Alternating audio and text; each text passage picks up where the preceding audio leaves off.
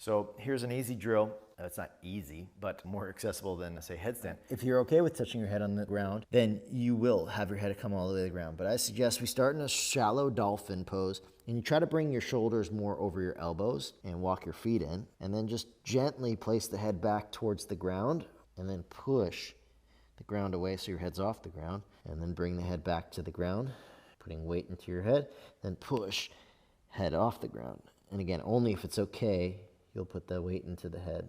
So what we're gonna do is thumbs up, come into my headstand prep position, and with no weight first on the neck, I'm gonna press the head back into my thumbs. Then I'm gonna slowly place the head down. And then you see how I lift my heels up and I get my hips as high up over as possible. Now, in this position here, pressing the head back, if you can't get your hips up high enough, you could bring one knee to the chest and it will help you bring your hips closer over your shoulders. Then you can switch which knees to the chest, the other knee to the chest. Head presses back into your thumbs.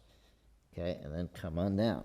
Do from the side angle. So again, I'm gonna flick the thumbs up the whole time here, and I press my head back, put my feet up. Sometimes you have to get your blocks closer, which means more flexibility at the hamstrings.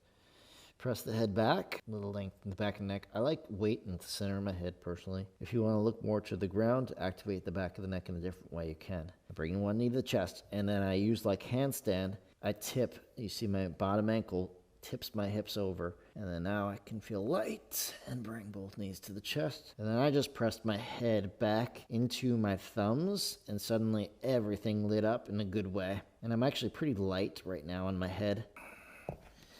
Head presses back into the thumbs. I try to get stacked by pointing the feet, knee to chest, knee to chest.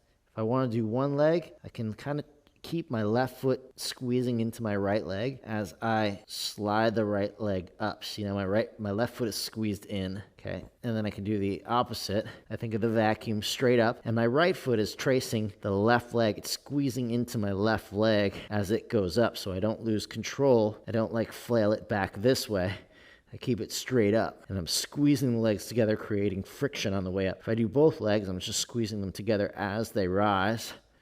I just pressed my head back into my thumbs because I remembered that position, and wow, it's like magic somehow. Squeeze the legs in, tuck, tuck, tuck. But instead of jumping the feet, it should be getting more flexible at the hamstrings, stronger at the hip flexors. We'll get your legs tight in like this. Press the head back. Trying to keep my head in alignment. Vacuum.